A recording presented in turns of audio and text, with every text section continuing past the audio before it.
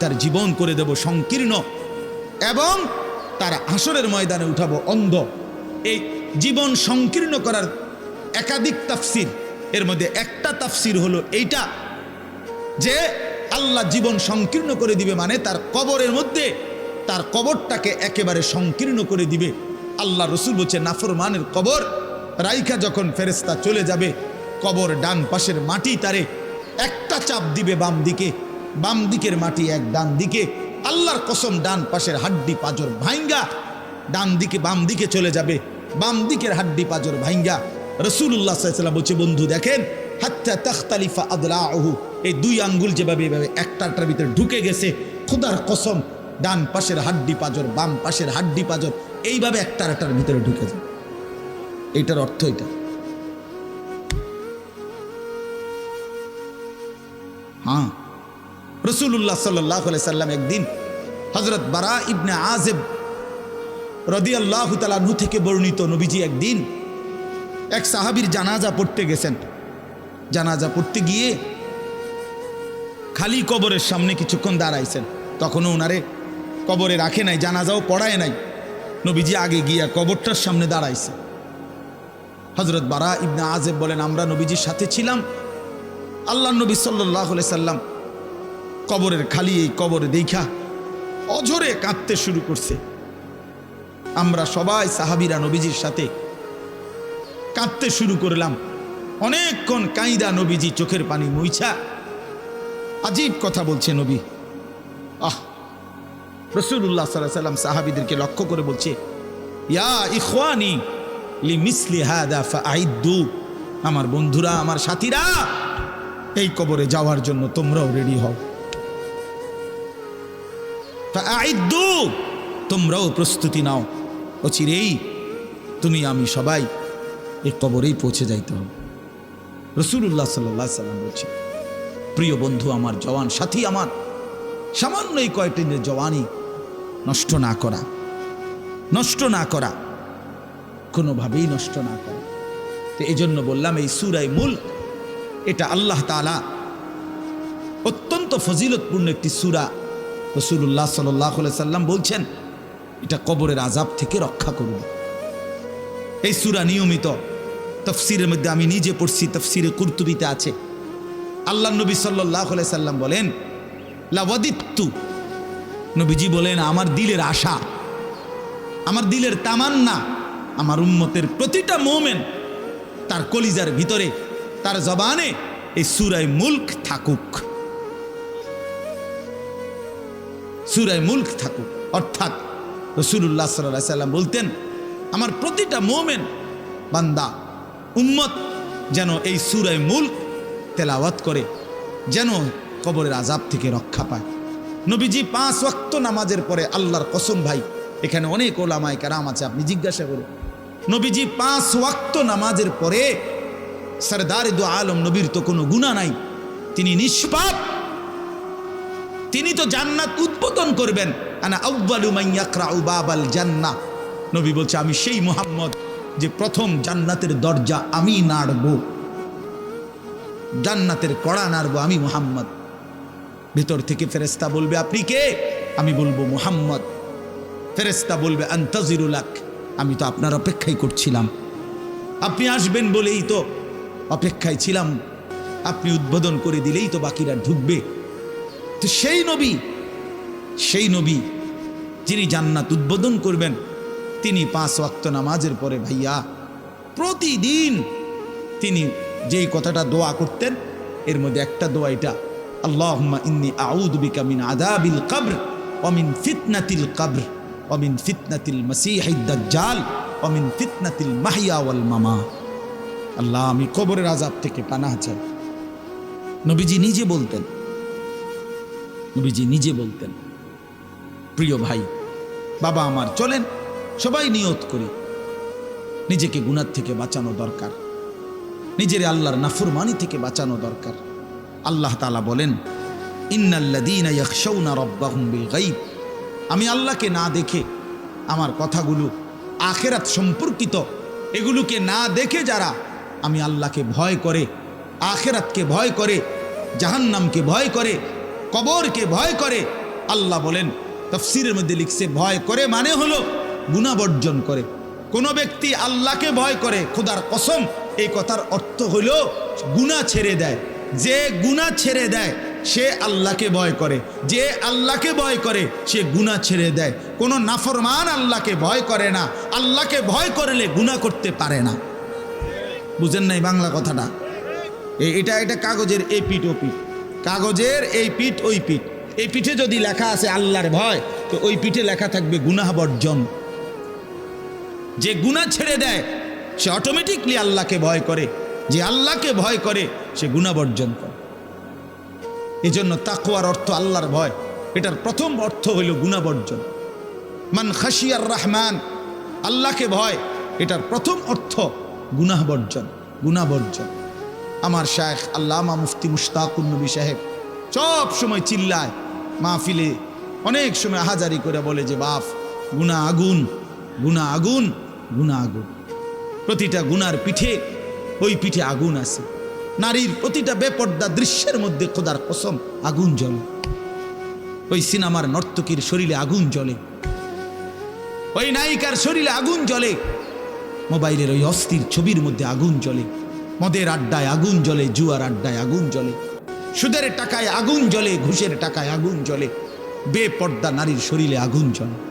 ওইটা রূপ না, ওইটা আগুন, ওইটা জাহান্নাম, ওইটা জাহান্নাম। আল্লাহ তাআলা বলেন, ইন্নাল্লাযীনা ইয়াখশাউনা রাব্বাহুম বিল গায়ব। আল্লাহ তাআলা বলেন, আমার যে বান্দারা আমার আখিরাত, আমার জাহান্নাম, আমার পরকাল, আমার কবর, এই কথাগুলোকে ভয় করে, আমি আল্লাহকে ভয় করে, না দেখে, না দেখে, আল্লাহ বলেন আমি ওয়াদা দিলাম, লাহুম মাগফিরাতুম ওয়া আজরুন কাবীর, আমি তাদের পেছনের সব গুনাহ মাফ করে দেব, আর আমার সবচেয়ে বড় পুরস্কার জান্নাত দিয়ে দেব। এখানে এটা এমন শব্দ না যে কিছু শব্দ তো আছে একটা শব্দের সাথে আরেকটা বলছে অর্থহীন, যেমন কলম টলম। তো এটা সবাই বুঝে যে টলমের কোনো অর্থ নাই। কাগজ টাগজ, তো কাগজের অর্থ নাই। কিন্তু শিক্ষা দীক্ষা এমন না, শিক্ষা শব্দের উল্টা না, এটা এমন না যে এটা শিক্ষার উল্টা কিছু না, এটা আলাদা শব্দ। শিক্ষা দীক্ষা, যেমন আমরা অনেক সময় বলি যে নামাজ রোজা, লোকটা নামাজ রোজায় ভালো, তো এর দ্বারা কি শুধু নামাজ আর নামাজের উল্টা শব্দ রোজা না, এটা একটা আলাদা কি আমল। নামাজ একটা ইবাদত, তো রোজা একটা ইবাদত। তো শিক্ষা এটা একটা বিষয়, দীক্ষা এটা একটা বিষয়। শিক্ষা তো তালিম, দীক্ষা এটা তরবিয়ত, আখলাক। আখলাক অর্থাৎ শব্দ মুখস্থ করা এটা যেমন জরুরি, জিন্দিগি গঠন করা এটাও সমান জরুরি, বরং তার চাইতে বেশি জরুরি। এজন্য আমাদের ফেনীর একজন বড় বুজুর্গ আলেম আছেন, ফেনী জামিয়া রশিদিয়া মাদ্রাসার হজরত মাওলানা মুফতি শহীদুল্লাহ দামাত বারাকাতুহুমুল আলী, বাংলাদেশের অনেক বড় একজন বুজুর্গ আলেম। হজরতের মাদ্রাসা ফেনীতে, সেই মাদ্রাসা একটা মাদ্রাসায় কওমি মাদ্রাসা, সেখানে প্রায় 6 থেকে 7 হাজার ছাত্র পড়ালেখা করে, প্রায় 200-র উপরে উস্তাদ আছে, 200-250 হবে। তো এই জন্য বললাম যে হজরত সবসময় বলে যে পড়া মেধা অনুপাতে কম বেশি হইতে পারে, আখলাক বরাবর হইতে হবে। আখলাক, ছাত্র মেধাগত যোগ্যতার কারণে কেউ রুল নাম্বার 1, কেউ রুল নাম্বার 10, কিন্তু আদব আখলাক বরাবর বরাবর হওয়া চাই। আমরা এটা খুব খেয়াল করি না। আজকে সবাই মনে করে বাচ্চার পড়ালেখা হচ্ছে, ঠিক আছে, পড়তেছে, যাইতেছে, আসতেছে, ছেলেটা পড়তেছে, রেজাল্ট আসছে, কিন্তু আখলাক কোথায়? যে ছেলেটা কখনোই প্রস্রাব করে টয়লেট পেপার ব্যবহার করে না, দাঁড়িয়ে বসে প্রস্রাব করার ক্ষেত্রে কোনো পার্থক্য করে না, তো তার আখলাক, তার জীবন গঠন হইল, শব্দ না মুখস্থ হইল? শব্দ না মুখস্থ হইল? যে ছেলেটা তার মোবাইলের মধ্যে রাত দিন নাচ গান ছবি জিনা ব্যভিচারের দৃশ্য অথবা শুধু শুধু অনর্থক মোবাইলটা টিপল, তো পড়া তো মুখস্থ করলো, কিন্তু আখলাক কই হইল? আখলাক কই হইল? 3 বছরের বাচ্চার হাতে মোবাইল দিয়ে দিছে, 2 বছরের বাচ্চার হাতে অভিভাবক মোবাইল দিয়ে দিছে। মানে খামখেয়ালির এক জিন্দিগি। এক সন্তান গঠন কিভাবে করতে হয় মুসলমান তাও জানেন, তাও জানেন। বাচ্চাকে টেলিভিশনের হাতে তুলে দিছে, টেলিভিশন দেখে দেখে শেখো। বাচ্চাতে সমবয়সীদের হাতে তুলে দিছে যে সমবয়সী বন্ধুদের সাথে আড্ডা দিতে দিতে যা শেখো শেখো। এটা কখনোই কি না, নিয়ম না। রাসূলুল্লাহ সাল্লাল্লাহু আলাইহি ওয়াসাল্লাম বলছেন, কুল্লু মাউলুদিন ইউলাদু আলাল ফিতরা, প্রত্যেকটি মানব সন্তান আল্লাহকে মানার শতভাগ যোগ্যতা নিয়ে পৃথিবীতে ভূমিষ্ঠ হয়। কোরআন শরীফে আল্লাহ তাআলা বলছেন, ফিতরাতাল্লাহিল্লাতী ফাতারান নাসা আলাইহা, কোরআনের আয়াত। আল্লাহ তাআলা বলেন, দিন মানার পুরা যোগ্যতা দিয়েই আমি আল্লাহ মানুষকে সৃষ্টি করেছি। আল্লাহ তাআলা এমন একটি হুকুম করে নাই, এমন একটা বিষয় নিষেধ করে নাই যা পালন করার যোগ্যতা কিংবা বর্জন করার যোগ্যতা আল্লাহর বান্দার শরীরের মধ্যে নাই, এমন কোনো বিধান নেই। আমার মধ্যে রুকু করার যোগ্যতাই নাই, অথচ আমারে রুকু করতে বলছে, অথচ আমার কোমর বাঁকা হয় না, বিষয়টা এমন না। আমি সেজদাই দিতে পারি না, আমার হাঁটুও বাঁকা হয় না, কনুইও বাঁকা হয় না, কোমরও বাঁকা হয় না, অথচ আল্লাহ আমারে বললেন সেজদা দিতে। বিষয়টা কি এমন? কথা বুঝছেননি আমার কথাটা? আমারে বানাইলেন তাল গাছ, আমারে বলতেছেন সেজদা দিতে। এইটা বললে না জুলুম হইতো? এটা বললে না জুলুম হইতো? কিন্তু আল্লাহ তাআলা যতগুলো হুকুম করেছেন, যতগুলো নিষেধ করেছেন, প্রতিটা হুকুম পালন করা, প্রতিটা নিষেধ বর্জন করার 100 যোগ্যতা আল্লাহ তাআলা বান্দার শরীরের মধ্যে দিয়েছে। কোরআনুল কারীমের মধ্যে আছে, আল্লাহ তাআলা বলেন, বান্দা আমি তোমাকে বানিয়েছি নাবতালিহি, পরীক্ষা করার জন্য, আর পরীক্ষায় উত্তীর্ণ করার উপযোগী। ফাজআলনাহু সামিআন বাসীরা, আমি আল্লাহই তোমাকে শুনবার জন্য কান দিয়েছি, দেখবার জন্য চোখ দিয়েছি। তাফসীরের মধ্যে লিখছে, অর্থ হইল আমাকে মানবার পুরা যোগ্যতা সম্পূর্ণ শরীর দিয়েছি। ওযু, গোসল, নামাজ, রোজা, হালাল হারাম, পাক নাফাক সব কিছু বান্দা পালন করতে পারবে এমন যোগ্যতা দিয়ে তারে মানুষ বানাইছে। মানুষ হইবার পরে, মুসলমান হওয়ার পরে কেউ যদি বলে আল্লাহর এই হুকুম পালন করা আমার পক্ষে সম্ভব না, তাহলে এটা হইতে পারে তুমি ছাগল, মানুষ না। তুমি গরু ছাগল ছাড়া আর কিছু না, তুমি মূলত হাইওয়ান। ইনসান হইলে পারতা,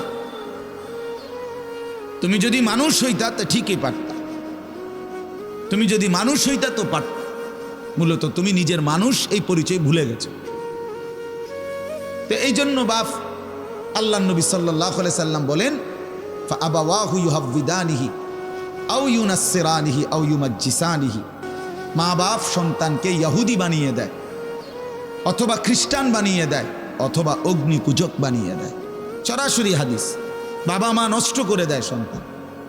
রাসূলুল্লাহ সাল্লাল্লাহু আলাইহি সাল্লাম বলছে, বাবা মা 3 বছরের বাচ্চাটা ছোট্টবেলা থেকেই ঘরে টেলিভিশন দেখে, রঙিন সিনেমা দেখে, নাটক সিনেমা দেখে, তারে এটা শিখাইবার ক্ষেত্রে কে ব্যবস্থা করে দিল? তার মা বাপ।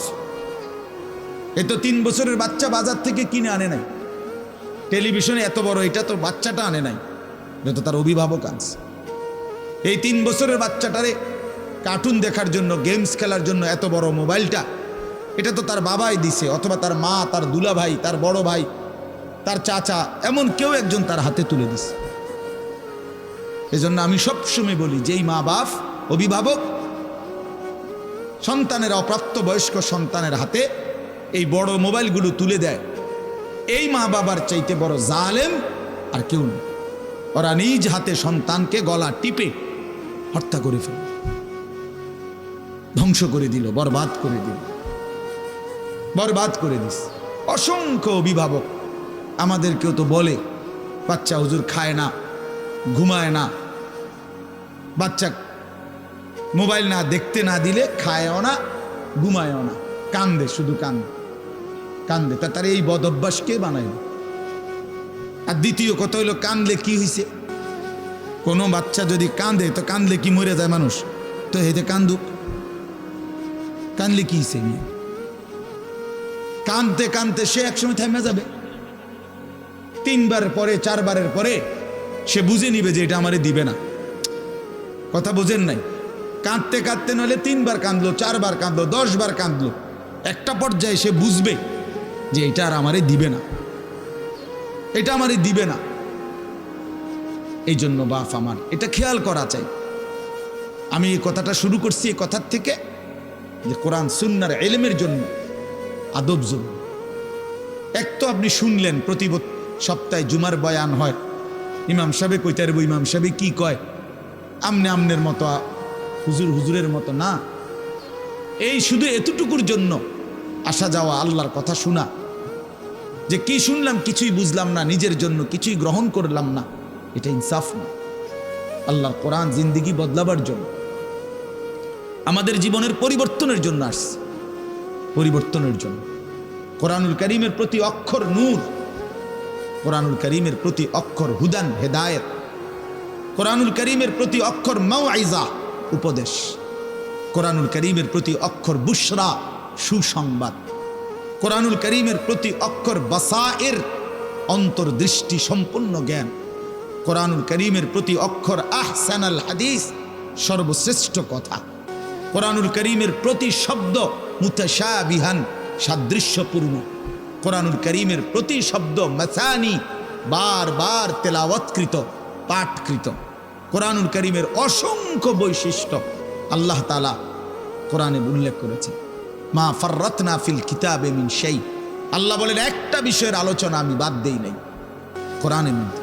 ওয়া নাযালনা আলাইকাল কিতাবা তিবয়ানান লিকুল্লি শাই, বন্ধু আমি আপনার উপরে যে কোরআন নাজিল করেছি তার সমস্ত কিছুর বিস্তারিত বর্ণনা। এজন্য বদনসিব ওই সন্তান, ওই অভিভাবক দুর্ভাগা যে মুসলমান পরিচয় দেওয়ার পরেও নিজ সন্তানকে আল্লাহর কোরআন দেখে দেখেও পড়তে জানে না। আল্লাহর কোরআন দেখে দেখে ছোট বাচ্চা হাফেজে কোরআন হয়েছে, এই মাত্র দেখছেন আমরা হাফেজে কোরআন হয়েছে। মুসলমানের সন্তান আল্লাহর কোরআন 30 পারা কলিজার মধ্যে গ্রহণ করছে। আর কি পরিমাণ দুর্ভাগা মুসলমান, আল্লাহর দেওয়া চোখ, আল্লাহর দেওয়া জিব্বা। আল্লাহ কোরআনে বলছে আলাম নাজআল লাহু আইনাইন, বান্দা আমি কি 2টা চোখ দেই নাই? ওয়া লিসানান, আমি কি জিব্বা দেই নাই? ওয়া শাফাতাইন, 2টা ঠোঁট কি আমি দেই নাই? হাসরের ময়দানে আল্লাহ তাআলা জিজ্ঞেস করবে বান্দা আমার দেওয়া 2টা চোখ, আমার দেওয়ার জিব্বা, আমার দেওয়া ঠোঁট, এত লক্ষ কথা বললা, এত কিছু দেখলা, এত শব্দ উচ্চারণ করলা, পৃথিবীর কত লক্ষ কথা তুমি জীবনে বললা, অথচ আমার কালাম সর্বশ্রেষ্ঠ আসমানি কিতাব মালিকের এই কোরআন, এটা একটু দেখে দেখেও পড়তে পারো না, এক চাইতে বড় বদনসিব আর কে হইতে পারে? এজন্য আমি পরিষ্কার বলি সব সময়, আল্লাহর কোরআন যেই মুসলমান দেখে দেখেও শুদ্ধ পড়তে পারে না, আমার দৃষ্টিতে ওই লোকটা বোবা। আপনি বোবা, মূলত দোস্ত তুমি বোবা। বাকি কথাগুলো না বললেও চলতো, বাকি কথাগুলো না বললেও চলতো, এই পৃথিবী ভোগ করা যেত। বোবা মানুষ যারা, তারা কথা না বলতে পারলেও ভাতও খাইতে পারে, ঘুমও যাইতে পারে, পেশাব পায়খানাও করে, বিয়েও করে, বোবা মানুষের বাচ্চা কাচ্চাও হয়। এরকম দেখছেননি কখনো? না, কথা বলেন না কেন? তাহলে বোবায়ও তো পৃথিবী ভোগ করে। তাইলে বোঝা গেল দুনিয়ার এই ভাত মাছ বিয়া বউ, দুনিয়ার এই যৌন চাহিদা পূরণ আর পেশাব পায়খানার ঘুম, এটুকুর জন্য কথা না বললেও চলতো, অন্ধ হইলেও চলতো, অন্ধ হইলেও চলতো, চোখে না দেখলেও কত মানুষ পৃথিবী ভোগ করতেছে। তাহলে যে জবান আল্লাহর দেওয়া, যে চোখ আল্লাহর দেওয়া, সেই মালিকের কালাম দেখে দেখেও পড়তে পারলাম না। 16 বছর বাচ্চাটা পড়লো, অথবা আপনি পড়াইলেন, একবারও ভাবলেন না হায় আমার সন্তানকে আমি কি পড়াইলাম? একবারও মনে করলেন না বাফেরই কি হইল, সন্তানের বা কি হলো? হায় মুসলমান, বাফও তো ছিল মুসলমান, ছেলেটাও তো মুসলমান। না বাফের একবার মনে পড়লো, না ছেলের একবার মনে পড়লো, না মায়ের একবার মনে পড়লো, না ছেলেটার একবার মনে পড়লো যে আমার মালিকের কোরআন পড়তে পারি না। পৃথিবীর কত পড়া, দরকারি বেদরকারি মিলাইয়া পৃথিবীর বাকি সমস্ত পড়ালেখার মধ্যে প্রয়োজনীয় অপ্রয়োজনীয় কথার